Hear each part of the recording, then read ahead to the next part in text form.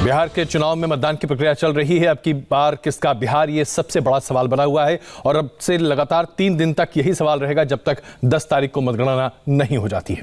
आज मतदान बहुत तेज से सुबह से ही शुरू हुआ है और ऐसा लगता है कि बिहार की जनता स्पष्ट तौर से एक अपनी नई सरकार चाहती है। अगले 5 साल तक सबसे बड़ा सवाल यही है कि मुख्यमंत्री नीतीश कुमार को एक और मौका मिलेगा या दरअसल जनता किसी और के बारे में विचार कर रही है, यानी कि तेजस्वी यादव के बारे में। 15 जिलों की 78 सीटों पर बीते 3 घंटों में 15% मतदान हो चुका है। यह अपने आप में एक रिकॉर्ड सा हो सकता है। फरबिसगंज में अब तक 15% मतदान है, फतेहपुर में 15%, नरकटिया में 14%, इसके अलावा सहरसा में 11 और मोतिहारी में 14% मतदान हो चुका है। आज इलेक्शन का मायने बहुत ही अहम इसलिए भी है क्योंकि सीमांचल और तिरहुत क्षेत्र में वोटिंग पड़ रही है। इन तमाम क्षेत्रों में खास करके अगर हम सीमांचल की बात करें तो यहां पर मुस्लिम मतदाताओं की तादाद ज्यादा है। तकरीबन 25 विधानसभा सीटों पर इनका सीधा निर्णायक जोर रहता है। ऐसे में सबसे बड़ी बात यह है कि इस बार क्या होने जा रहा है।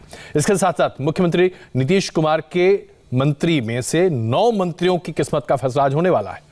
तो क्या जेडीयू वाकई में इस बार अपना कमाल कर पाएगी, खास करके तब जबकि नीतीश कुमार ने कहा है कि ये उनका आखिरी चुनाव है, इस बार जिता दीजिए, इसके बाद फिर आगे क्या होगा कोई नहीं जानता। तीसरे चरण के इस हाई प्रोफाइल मतदान में हम आपको तमाम लोगों तक ले चलेंगे, बताएंगे आपको कि कहां कहां क्या हो रहा है। फिलहाल अभी आप 3 ये तस्वीरें देखिए अलग अलग पार्टियों से ताल्लुक रखने वाली महिलाओं की। ये पहली तस्वीर शरद यादव की बेटी और कांग्रेस के उम्मीदवार सुभाषिनी यादव की है। महादेवपुरा में इन्होंने मतदान किया है। दूसरी तस्वीर पीपल्स पार्टी की माफ कीजिएगा पुष्पम प्रिया चौधरी की है और इस बार वो बहुत बड़े बदलाव की बात कर रही थी। उन्होंने पूरी दुनिया को चौंका दिया जब फुल पेज ऐड उन्होंने अगस्त 2019 में डाला था, मुख्यमंत्री अगला कौन होगा। तीसरी तस्वीर बाहुबली नेता की है जो कि जेल में बंद आनंद मोहन की पत्नी लवली आनंद की थी। लेकिन इन तब के बीच मीनाक्षी ये बताइए कि वोटों का समीकरण क्या दिखा रही हैं आप, हमारे दर्शकों को क्या बता रही? आज जो मतदान का रेशियो है वो बीते 2 दिनों से और ज्यादा बेहतर दिखाई दे रहा है और एवरेज वोटिंग जो अभी तक दिखाई दे रही है बीते 3 घंटे में क्या स्थिति है वो सबसे पहले दर्शकों के सामने रखती हूं।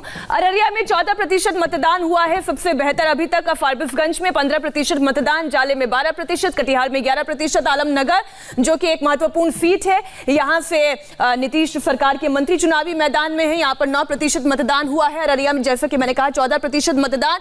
केवटी और किशनगंज ये मुस्लिम बहुल इलाका है, यहाँ पर भी अच्छा मतदान का प्रतिशत है, 11% और 12%। और दरभंगा में 10% मतदान हुआ है। केवटी से आप जानते हैं अब्दुल बारी सिद्दीकी चुनावी मैदान में है। और कौन कौन से इलाकों से आई है मतदान के प्रतिशत की, ये प्रतिशत का आंकड़ा वो आप देखिए। बिहारीगंज से 13% मतदान, सिंहेश्वर से 12%, बिस्फी से मात्र 1%। अब ये समझ में नहीं आ रहा इतना कम कैसे है। हम उम्मीद करते हैं कि रेशियो बढ़ेगा। देर से शुरू हुई होगी, आमतौर पर ईवीएम की खराबी की वजह से ऐसा हो जाता है जी। और मुजफ्फरपुर से 12% मतदान, मधेपुरा से 9%, बेनीपट्टी से भी 9%, लौकहा से 11% और बगहा से 12% मतदान की खबर है। इसके अलावा और कौन कौन से इलाके में देखिए, नरकटियागंज में 14%, पूर्णिया में 10%, मोतिहारी में 14%, सहरसा में 8%। तो वहीं अगर रामनगर को देखें 12% मतदान हुआ है, रुपौली में 9%, रक्सौल में 10% और सिमरी बख्तियारपुर में 11% मतदान हुआ है। अगला आंकड़ा आप देखिए, सोनबरसा में 8% मतदान, ये और बढ़ेगा। सरायरंजन में 10% मतदान, बथनाहा में 10% ही, पिपरा में 15%। देखिए ग्रामीण इलाकों में अगेन आप देखेंगे कि बहुत अच्छा वोटिंग परसेंटेज है जो और समय के साथ बढ़ता जाएगा। रीगा में 13%, सुपौल में 12%, महुआ में 10% और समस्तीपुर में 10% वोटिंग अभी तक हुई है। बिल्कुल, तो ये अपने आप में बताता है कि मतदान प्रतिशत बहुत जबरदस्त है।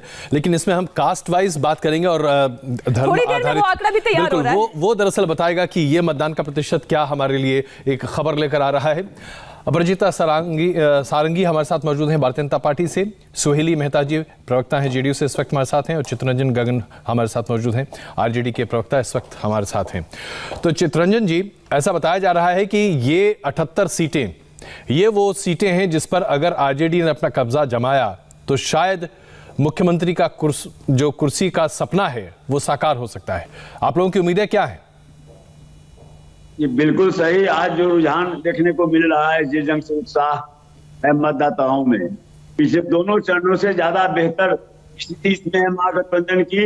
और बिहार की जनता मन बना चुकी है, नया नेतृत्व वह चाहती है, तेजस्वी यादव को बिहार का मुख्यमंत्री बनाना चाहती है। और आज जो अंतिम फेज का जो चुनाव हो रहा है, इसमें उत्साह को आप देखकर और मतदाता प्रतिशत में जिस ढंग से आज बढ़ोतरी हुई है, इसको देखकर आप सहज अनुमान लगा सकते हैं कि बिहार में बदलाव की आंधी चल रही है। चितरंजन जी, लेकिन महत्वपूर्ण बात यहां पर यह है कि MY फॉर्मुलेशन पर ज्यादा यकीन रखने वाली आरजेडी के लिए बहुत आवश्यक है कि महादलित के बीच में भी वो अपनी पैठ बनाए, लेकिन वो वर्ग आपके साथ हमेशा से नाराज रहा है।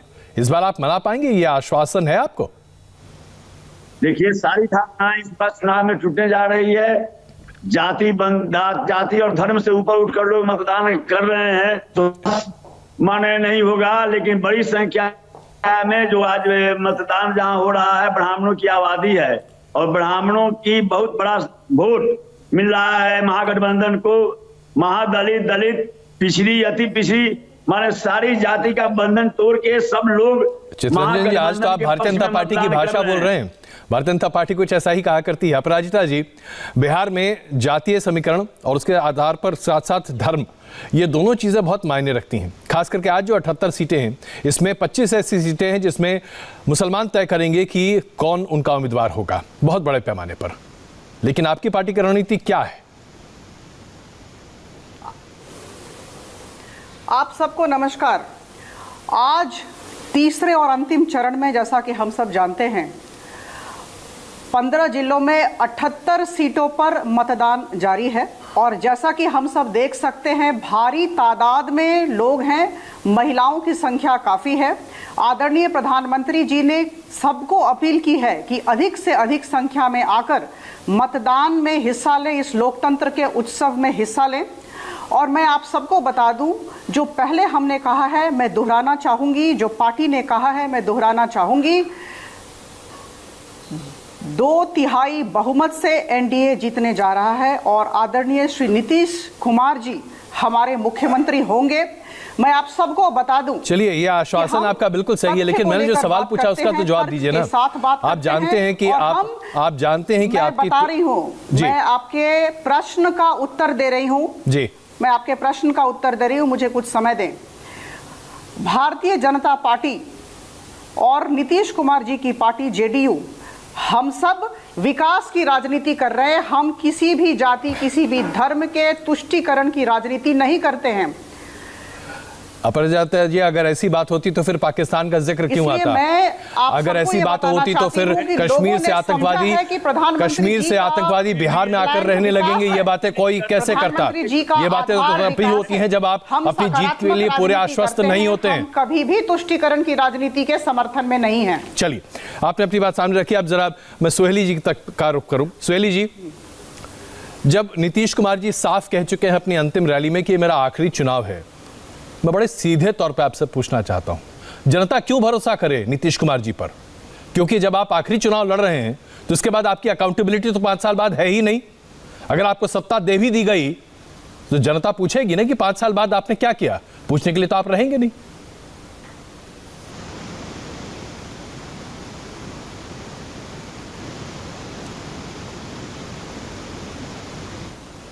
सुहेली जी इस वक्त हमारे साथ शायद कुछ तकनीकी दिक्कत की वजह से उनकी आवाज़ हम नहीं सुन पा रहे।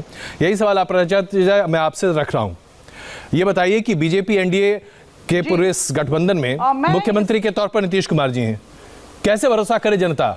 जिस मुख्यमंत्री पर भरोसा करना चाहती है वो कहते हैं आखिरी चुनाव है, आगे लड़ेंगे ही नहीं। आदरणीय श्री नीतीश, हेलो, मैं इस संदर्भ में कहना चाहूंगी कि आदरणीय श्री नीतीश कुमार जी 15 साल मुख्यमंत्री रहे हैं जी, और काफी अनुभवी राजनीतिज्ञ हैं। इस दिशा में ये उनका निजी निर्णय है। अपने बिहार की जनता के साथ उनका डायलॉग चल रहा था और वहां पर उन्होंने इस तरह की घोषणा की और उनके निजी निर्णय पर भारतीय जनता पार्टी की तरफ से किसी भी तरह की टिप्पणी करना जायज नहीं होगा। चलिए, सुहेली जी हमारे साथ जुड़ चुकी हैं, इसलिए मुझे लगता है कि वही बेहतर जवाब दे पाएंगे। सुहेली जी, कैसे जनता आप पर यकीन करे? देखिए, उनके दिए गए भाषण का सभी लोग अपने अपने तरीके से विश्लेषण कर रहे हैं। अच्छा। ये बिहार विधानसभा चुनाव के थर्ड फेज का यानी अंतिम फेज का ये अंतिम प्रचार का वो मंच था। तो उसमें नीतीश कुमार जी ने स्पष्ट तौर पर कहा कि ये अंतिम चुनाव का अंतिम ये प्रचार है, इसलिए हमारी कैंडिडेट को आप वोट देंगे कि नहीं, अंत भला तो सब भला, यानी कि आप लोग सब लोग मिलकर इनको सुहेली जी, अगर आप चाहें तो मैं नीतीश कुमार जी की एक कथन को आपको फिर से सुना सकता हूं। नहीं, बिल्कुल, उन्होंने बिल्कुल ऐसा नहीं कहा था। हम तो 10 बार बिल्कुल देखे ऐसा हैं, नहीं 10 कहा बार। था। उन्होंने सीधे तौर पर लेकिन कहा अगर ये सब मेरा अगर आखिरी सब चुनाव है, किए होंगे। अंत भला तो सब भला। अगर आप मानते हैं कि जीत हमें मिल रही है तो कहिए ये जीत की माला मैं स्थानीय उम्मीदवार को पहना दूं। गलती से अगर उन्होंने कहा भी होगा, अगर मान लिया कि कहा होगा, हम 1 मिनट के लिए कह रहे हैं, तो बिहार की जनता, खासकर महिलाएं, पार्टी के कार्यकर्ता, कोई भी उन्हें ये निर्णय नहीं लेने देंगे। ये आप 100% हम आपको आज गारंटी दे रहे हैं। चलिए, तो इसके साथ ही सुहेली जी, बहुत अच्छी बात आपने कही। इसके साथ ही दूसरा सवाल खड़ा हो जाता है, जिस कांग्रेस पार्टी के विरोध में नीतीश कुमार जी ने हमेशा अपनी राजनीति को सामने रखा, वही सब कुछ तो आप लोग भी कर रहे हैं। कांग्रेस पार्टी में भी तो कहा जाता है कि किसी भी तरीके से सोनिया गांधी और राहुल गांधी अपना स्थान न छोड़ें। यही बात तो आप भी कह रहे हैं। नीतीश कुमार जी छोड़ना चाहते हैं, आप नहीं चाहती कि वो छोड़ें। देखिए, पारिवारिक पार्टी की तुलना हमारे से नहीं कीजिए। ये चूंकि आदरणीय नीतीश कुमार जी ने अपने विजन से, कंप्लीट प्लानिंग के साथ, जब से बिहार में सरकार उन्होंने बनाया है, तब से बिहार को सबसे पहले किस चीज की जरूरत है, उस जरूरत को ध्यान दिया है। आज मुद्दे रोजगार के हैं, लेकिन नहीं, देखिए, आज से 5 साल 10 साल आप जरा मुद्दे पर रहे। मैं आग्रह करता हूं, विनम्र आग्रह है मेरा, कृपा करके सुहेली जी आप मुझे बताइए ना, क्या फर्क है कांग्रेस पार्टी के कार्यकर्ताओं में और जेडीयू पार्टी के कार्यकर्ताओं और प्रवक्ताओं में, जब वो ये कहें कि अगर वो छोड़ना भी चाहें तो हम नहीं छोड़ने देंगे? क्योंकि वो बिहार चला रहे हैं ना, बिहार अच्छे से चला रहे हैं। कांग्रेस कहाँ चलाई, कहाँ चली गई कांग्रेस? राष्ट्रीय पार्टी आप देख रहे हैं कहीं पर, लेकिन नहीं, हम राहुल गांधी को ही प्रधानमंत्री बनाने के लिए उम्मीदवारी के रूप में देंगे, ये बात है। हमारे नीतीश कुमार जी ने 15 सालों से बिहार की हर वर्ग की जनता का, हर जात धर्म, सभी लोगों, सभी जनता का ख्याल उन्होंने रखा है, और जिनको जिस चीज की जरूरत है, इस सवाल का जवाब चित्रंजन जी बेहतर दे सकते हैं, इसलिए मैं आपको बीच में रोकर चित्रंजन जी के पास चलता हूं। चित्रंजन जी, क्या वाकई में बिहार की जनता का ख्याल बहुत अच्छे तरीके से बीते 5 साल में रखा गया है, 2015 से लेकर 2020 के बीच में? ख्याल रखा गया कि लाखों लोग बिहार आना चाह रहे थे, तो माननीय मुख्यमंत्री जी ने कहा कि मैं बिहार में घुसने नहीं दूंगा।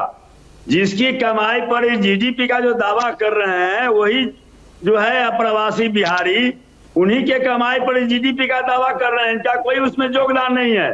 और उसके बाद कितने लोग रास्ते में दम तोड़ दिए। आने के बाद माननीय नीतीश जी ने कहा कि जो आए हैं अब इनको जाने की जरूरत नहीं है, मैं ऐसी व्यवस्था करूंगा, इनके लिए यहीं पर मैं रोजगार उपलब्ध कराऊंगा। और हुआ क्या कि जो सो लोग देखते रह गए, अंत में मजबूरन अपनी पत्नी का गहना बेचकर, अपने आपने बड़े आरोप लगाए हैं, इसलिए एक छोटा जवाब का मौका सुहेली जी को हमें देना पड़ेगा। हमें एक ब्रेक लेना है सुहेली जी, मेरे पास सिर्फ 30 सेकंड है, एक छोटा जवाब प्लीज। जो लोग स्थापित उद्योग को उजाड़ने वाले हैं, रंगदारी टैक्स के आधार पर, जो लोग दूसरे का उद्योग छीनने वाले हैं, रोजगार छीनने वाले हैं, वो चुनी करने वाले हैं, वो लोग इस तरह की बात करते हैं, बहुत आश्चर्य की बात है। नीतीश कुमार जी रोक कब दिए? अरे सिस्टम में पहले लाएंगे तभी ना करेंगे। आपकी तरह अराजकता फैलाने का तो कोई विचार है नहीं बिहार में। मैं क्षमा चाहूंगा, आप दोनों के बीच में आना पड़ रहा है, वक्त की कमी की वजह से हमें यहाँ पर एक छोटा सा ब्रेक लेना पड़ रहा है। आप सबका धन्यवाद इस चर्चा में शामिल होने के लिए, लेकिन स्थिति स्पष्ट है, इसमें कोई दो राय नहीं है कि 2005 से लेकर 2015 के बीच में बिहार की स्थिति में बहुत सुधार हुआ था। लेकिन क्या यही बात 2015 से 2020 के बारे में कही जा सकती है? इस पर चर्चाएं जारी हैं, लेकिन सबसे बड़ी बात यह है कि इस पर आखिरी फैसला जनता को लेना है, जो ले रही है। मतदान की प्रक्रिया चल रही है, हमारा विशेष कवरेज भी जारी है। बन रही है हमारे साथ।